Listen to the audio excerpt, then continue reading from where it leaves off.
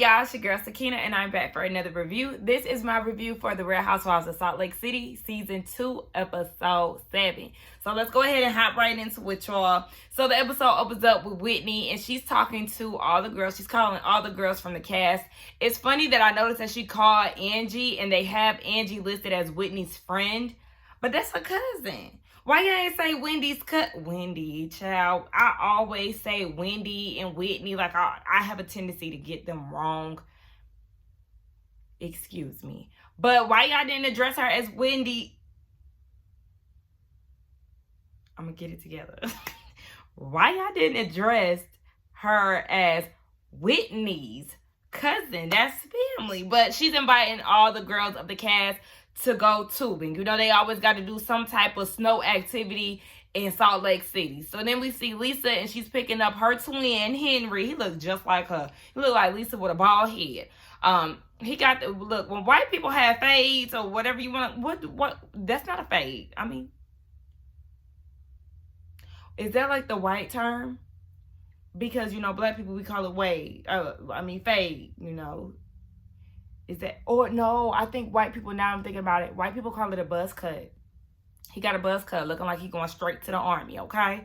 But yeah, he looked like Lisa with a buzz cut. Nonetheless, child, they going to Wendy's. You know, they share this fascination with fast food. She said that her mom ran a co-op when she was younger. So now, you know, she's taking all her opportunities to eat fast food as an adult. Girl, I feel like you need to get your life, and you need to start incorporating some vegetables and things like that into your meals. Even though your body does look good, Miss Ma'am, it's basura in the inside because you keep eating all that fast food. Nonetheless, she's asking him how his day went at school. One of his friends and turned their back on him, child. They acting real funny. They talking about you think you a good kid, but really you ain't. And, you know, you can tell that Lil Henry's feelings is hurt. Like, you know, he just cut you off and you don't know why. So Lisa wants to have, like, this arranged meeting between him and his friend and seeing if they can get on good terms. She said that, you know, she doesn't like to be at odds with her friends. And, you know, the situation with Whitney, she decided to face head on. I said, girl, you did that because your husband wanted to. That's what that is, because you really don't like her. You don't. You didn't even want Angie to claim her as her cousin. Girl, stop the foolishness. So then we get Jenny and her husband, Dewey. They're going out to eat. I've never had, okay, actually I'm lying. I have had oysters one time. It was like right before I went into my veganism lifestyle. And my uncle had made them. They were actually like really, really good. Like the people was tearing them up because he grilled them in the shell. Banging. Nonetheless, they get into the conversation of the sister wife, right? And this time, you know, Jenny is emotional still, but she is having the conversation with him, like, how would this even go? How would we interview them? Polygamy, yes, it may be common in our culture because Dewey's grandfather, he has multiple wives, and she just feels like it goes against their Catholic beliefs. Polygamy is more along the lines of the religion of FLDS. Baby, that's a long name for a religion, and I wonder what all that stands for, but I'm not going to Google it today. But yeah, so she's actually more into it, and she's like, what do you want to get out of this? Like, why do you want more kids? And in his interview, he's saying that, you know, he knows one of his clients that has 5 wives and 40 kids. Do you have the coin for 40 kids? Talking about it'll be fun. I don't know where you've been as far as like raising your children and stuff, but I've never known 40 kids to be fun, because really 2 children at one time is not fun. It's overwhelming. It's a lot of work. And when you're outnumbered by children, it's so hard to maintain that. Yes, you may have 5 wives and you have 40 kids, but how are you going to maintain them when you're outnumbered, Dewey? You keep talking about it's fun and you want to replenish the world because we need good people and all of this. Like, you're not being logical here. No, you're an old 50-year-old man. You're not going to have the energy to sit here and run after multiple children. No. Now, Jenny is like, yeah, I'm being open-minded to this thing, but why would you want me to share you with somebody else? Like, you're really hurting my feelings. And, you know, he's just being Dewey. Now, I know people say that this is a made-up storyline. And I feel like if this is a made-up storyline, then Jenny is a hell of an actor, because she is selling me with the tears, honey. I mean, some people say that, you know, they can cry on cue, and I understand that. However, she's selling me, child. He's feeling this emptiness. You know, he pretty much said that last episode too. He just wants more children, and he's crying at this point. And she was like, you know, you did watch the whole process, and every time March comes around, you know, with the loss of our daughter, you bring it up. Like, she's not as traumatized as he is, because she was out of it, and the fact that he's seen the whole thing, she just really wants him to get some type of healing, because yeah, this is something that you're feeling. You had a loss. You've experienced loss. You've experienced a loss of a child on top of that. So that is a lot to deal with, especially with somebody who wants a big family. So you have this hole in your heart, and you feel like there's something missing. But at the same time, you have to think about the children that are here. The fact that you keep saying that you want more children, it's like, okay, well, their mother's health is in jeopardy when you constantly try to push her to have more children, even though her tubes are tied, but she'll have to go through surgery to untie them. And then, you know, just to go through all those miscarriages and the stillborn and all of that. So you're putting her at risk. So it's just like, you need to think about everything, Dewey, honey. Ain't no more kids, okay? You have to come to terms to that. Go to therapy, even though that's not something that he wants to do. It's like a sign of failure. Child, listen. Go sit on somebody's couch, Dewey, and I'm going to need you to just go ahead and cope with this idea of you not having any more children. I do apologize for his loss, and I hope he does find some healing, but I need him to get over the fact that there will be no more children from his wife. Seth and Meredith, they went out to eat as well. I can't really tell you what happened, because I actually tuned out a little bit. You know, he was flirting with her a little bit, trying to get up in there. And then they had this conversation about like property and developments and stuff. Y'all help me out here. Are they trying to move? I thought they just moved. Are they trying to, you know, do some like real estate projects? I know he said something about Mother Nature's cleavage. So basically he wants a view, something that is going to help him get out of bed. So I'm like, okay, are y'all moving again? Like, what is this? And then they said something about children's needs the older that they get, and he'll be happy to, you know, jump on any stress grenades that she may have. I don't know. Let's just move on to the next scene. So Heather is throwing a 1-year-old party for all 5 of her employees who had sons. Remember last year or last season, she had the party for them, the baby shower party, because she had 5 employees who are all having boys, and now they're all turning 1. So she wants to celebrate. Baby, the theme is retro ones. I said, I see all these J's, honey. All right. Have at it. Nonetheless, all the girls are in attendance, I believe. Well, no, I don't think the brunettes are there. But Jen is there. Jen looked a damn mess. I'm sorry, but I'm not. I don't know what was up with her makeup, her eyebrows. Baby, she looked hit as hell. But Angie is in attendance. So they're having this conversation about what happened at the restaurant with Lisa. And Whitney is like, yeah, like, we had the, what is it? We had to sit down with our husbands, a double date at what's that girl's name? Aubrey and them's restaurant. You know, the people who flaked out on Angie. It's too many A's in this conversation, honey. But Whitney is proud of herself, baby. She is so proud of herself. She was like, no. So then they bring you up, Angie, and I shut that shit down. I said that this is so staged. I said, girl, go ahead and pat yourself on the back, because that's what you really want. And then they was asking what the husbands was doing. It was like, you know, just rubbing our backs. But she basically called her out, and Angie is feeling some type of way because they're now saying that she is lying. Now, basically, Whitney is paraphrasing. She didn't necessarily say that they were lying, or at least from what I could remember. I mean, it could have been edited out. Who knows? But Angie is not having that, and she feels like people are trying to cover their own ass at her expense. She's a lot of things, but a liar she is not. So, now, who was that? What's her name? Jen is in her confessional trying to defend Lisa, talking about, you know, this is not even Lisa's style. Girl, this little pack that y'all got, Girl, please. This is sounding just like some Lisa shenanigans, some mean girl shit that she would do to try to cover her ass to make it seem like she's not a mean girl, but in all reality she is. So then Angie is like, all right, Whitney, so how does she feel about me? Now, they're still friends. Whitney and Lisa, they agreed to just squash it and move forward. As far as Lisa with Angie, she said she accepts her apology, but she wants nothing to do with Angie. And I'm like, okay, so you dump your friend of X amount of years since childhood. You dump your childhood friend over her trying to figure out whether or not you tried to sabotage her event with this catering mess. But then you're okay with being friends with Whitney, who is the girl that you really can't stand, and you didn't want your friend to claim as a friend, but now that y'all are cool, you're okay with accepting Whitney, but now you're Xing out your friend? This doesn't make sense. What?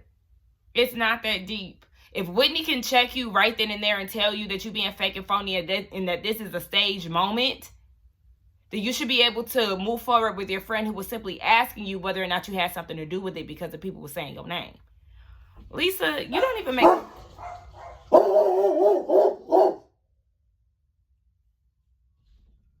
You don't make no sense, girl.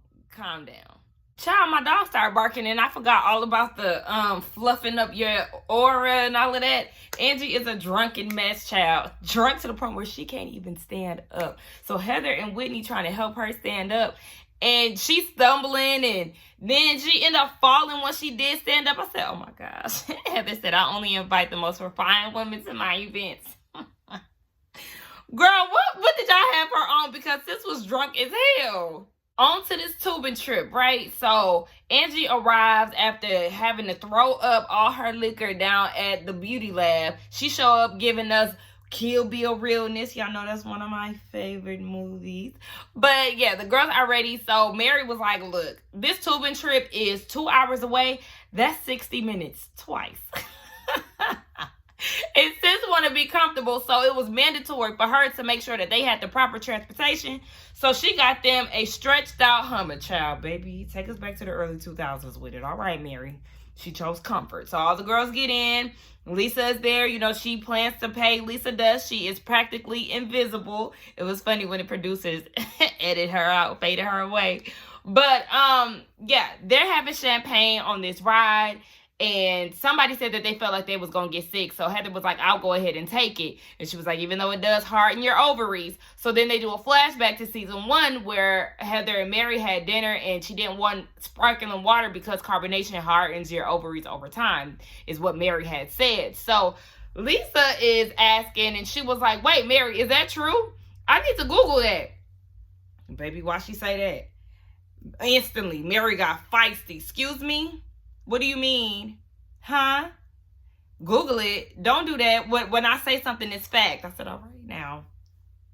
You might feel that way, Mary, but that's not always true, honey. We might seem like, or we may want to think that we're always right in situations, however, baby, now don't get me wrong. A lot of stuff that we consume, it does do harm to the body. I'm not going to lie about that. So there may be some facts to it. But there's nothing wrong with her, wanting to do a little Google search. I don't think that she was coming for you, but I understand why you would be triggered as a black woman, as a black person in general, especially when you're in a group of white people, sometimes things that they say can be triggering. So I understand where she's coming from. However, I don't think that Lisa was trying to come for her. And she was like, I don't deal with little girls like you. And, it's like, oh, baby. Don't fuck with Mary because she is not having it. You was definitely trying to come for Lisa and it wasn't called for, but listen, as a black woman, I get it. Lisa is trying to get an understanding once they get off or out of the limousine. She's asking Mary, like, what was that about? Like, what's going on? And Mary is like, don't talk to me like I'm beneath you. Like, girl, come correct.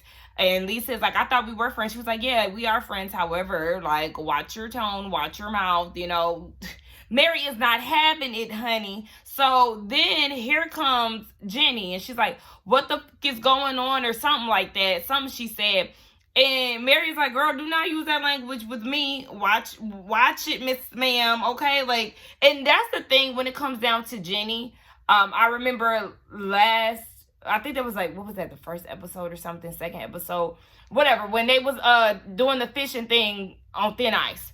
And she was basically saying like she has a problem with how Meredith handles situations and stuff like that. And I'm like, okay, well, if she don't want to talk to somebody anymore, then that's her right. That's her child that's being addressed, things like that. So like, if you don't like the way that she's handling it, then you need to stay out of it. Because even remember they was talking, I think it was the brunettes and Jen, and then here come Jenny trying to like be stern and firm in the conversation and try to be like this tough mediator and like basically shut the fuck up and just be friends and get it over with type stuff. And it doesn't have anything to do with you, especially with you coming into the group as a new person.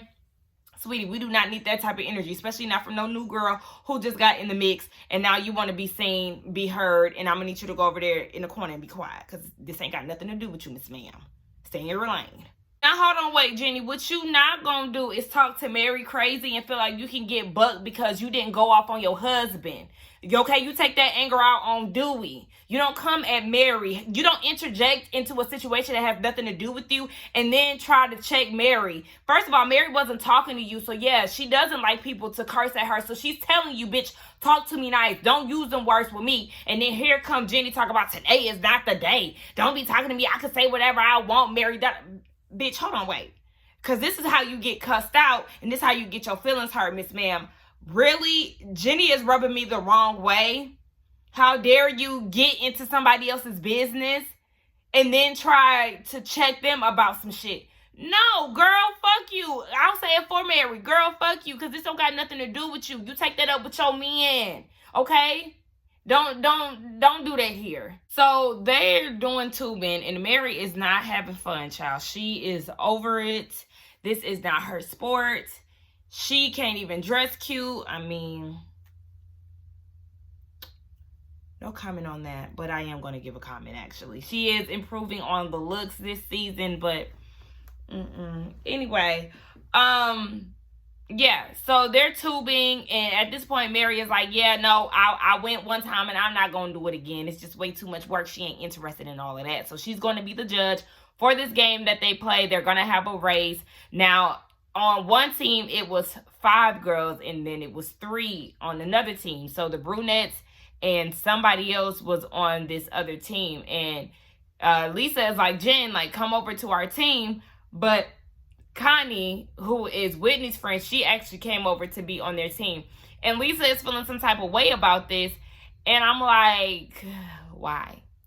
Because now she feels like she's not being supported. Nobody supported her on the bus. And now she's not being supported by Jen. Girl, it's a tubing race.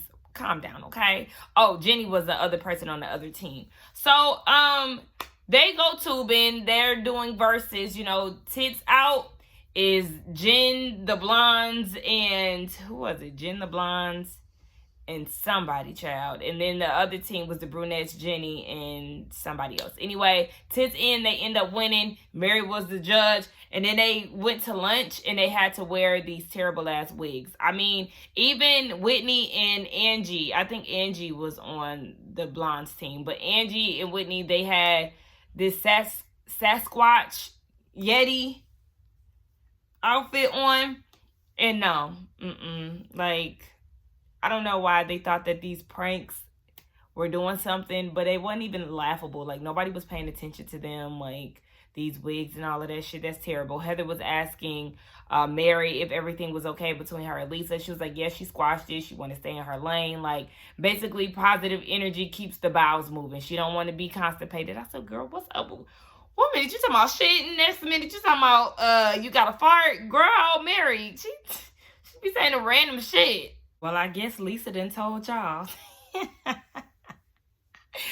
So Lisa and Mary, they're, you know, trying to figure out if they're good or not. And Mary is like, yeah, we good. Like, it was just a misunderstanding. And Lisa is like, all right, well, now I know not to use the word Google. So then she goes into this speech saying that she never wants people to think the worst of her or assume the worst of her, blah, blah, blah. So Angie is like, well, I tried to reach out to you several times. And, you know, let's just move forward for the sake of our own wellness. And Lisa doesn't want to move forward until she gets an apology. And Angie is like, well, can you at least see my side of things? Like, understand where I'm coming from? And no, she can't. She can't, because in her eyes she didn't do anything wrong and she doesn't want to be accused of anything. So Lisa ain't trying to see your side, Angie. And I was with Whitney because I even said this earlier on in the episode. Like, girl, she didn't say that you did it. She was asking. So like, now you want to try to cut her off, and it's not that serious. She literally was just asking, did you have any involvement in it, because your name was in the mix. But now she's getting super defensive, and she's like, I'm just so tired of people, because Whitney chimed in and she was like, no, Whitney, like, me and you, we have a clean slate. 2022. I said 2022, girl. You mean 2021? We ain't even made it to 2022. Where that came from? But girl, she said, I'm tired of everybody on my back. Get off of me. Like, I can't even say the damn word Google. I said, all right. Do you want to get cussed out by Mary again? Girl, listen. Lisa, I'm sorry, but I'm not. You a mean girl. So yeah, they're going to confront you on your shit, and then when you get confronted, you act confused and don't have an idea of what people are talking about. No, they see right through you, and they're holding you accountable. They want to let you know that they see you. We see each other. That's how they coming at you. Lisa is pleading her case, and Heather is like, okay, so, would you do this type of thing for like leverage? Like, this is my friend. I'm like, you can't do this with my friend type of thing. And Lisa's like, no, I would never try to sabotage her event. This is my friend. This, what you say? My granddad is a part of the community. This is a community that I love. My granddad is gay. And it's just like, huh? That don't have nothing to do with you being a mean, territorial bitch who tried to sabotage her friend's event. Like, girl, okay. So, she's just rambling on and getting tired of people questioning her and all of that. And she was like, I would never do that to Angie. She's like a little sister to me. So, of course, this is touching Angie. And she comes over and hugs her. Whitney is like, if I ever needed somebody to interrogate, I'm going to bring Lisa in, because she's just going to keep talking and talking and talking until you just break, okay? And, I mean, at this point, I guess they're moving on. I'm Team Mary, period. Heather wants to know if Jenny and Mary are okay, and she's asking what caused this whole back and forth between them. So then Jenny was like, yeah, I'm fine, I'm moving forward, but she was triggered based off of Mary telling her what to do. She said, my parents used to tell me that, so she was triggered by that. But my thing is, you inserted yourself in this. So you was trying to tell Mary what to do. You was basically trying to tell Mary to get over it, shut the fuck up, and blah, blah, blah. And Mary got your ass together, and all of a sudden you talking about today ain't the day, and you ready to go off and all of this. And then on top of that, you ain't giving her eye contact. And I'm so big on that. If you are talking to me, baby, talk to me. If you're talking to Heather, what good is that going to do to me? So Mary is just like, yeah, we hear you. Like, girl, yeah, but you talking to me and you're not even giving me the decency to make eye contact with me. Girl, what? You're not even like working your way around the table or anything like that. You're dead ass just looking at the people in front of you. And this is supposed to be something that happened between you and Mary. And then you go and pull out that it's your daughter's death anniversary and all of that. So you're triggered. I understand that, but at the same time, I hate to sound heartless. I feel like you were using that as an excuse for getting in a situation that had nothing to do with you. And then you want to go and play victim. Like I said, I'm not trying to, put off her or minimize her feelings or anything like that. But ma'am, did you forget? And don't try to spill that whole Asian thing, because Mary's a black woman. She understands struggles and triggers and things like that. Like, girl, huh? Girl, I'm just looking at Jenny like, not you gonna get in somebody's business and then try to talk about your triggers. And you wouldn't have been triggered had you just shut your damn mouth up. Why she keep saying she an adult? Like, I'm sorry, at this point, we get it. You went through a whole lot with your babies and stuff like that. Like, I get that. Oh, I do not want to sound heartless, but at this point, I'm just like, all right, I think it's enough of this baby talk at this point. I'm tired of the storyline. And she keeps telling me, it's okay, I'm fine, I'm an adult. So what does that mean? Adults don't have feelings. Adults don't share emotions. Adults don't cry. Is that supposed to be like a jab at Mary? Like, where are you getting with this adult thing? Because you said it twice. So are you trying to say that Mary's not an adult? I'm not understanding. I just feel like, yeah, I'm sorry. I'm my phone is ringing. Honey wants to be very busy at this point of me filming. But yeah, I don't know, baby. I'm not feeling Jenny at this point. We just gonna see how the rest of the season carry out. But I do remember seeing her watch What Happens Live. I forgot who she was on there with, but she had a lot of negative things to say about Mary, and I just feel like you inserted yourself. And baby, you better ask Robin Dixon when you insert yourself and you get red. Yeah, it's called keeping your mouth shut when it don't got nothing to do with you. So, Miss Jenny, I think you need to go ahead and sit down somewhere, because at this point I'm giving you a mean side eye. Okay? Yeah, but anyway, that's the end of the review, y'all. Y'all let me know what y'all thought about it. Let's get down in the comments and talk. Don't forget to like, comment, and subscribe to my channel. And I will see y'all in the next one. Bye.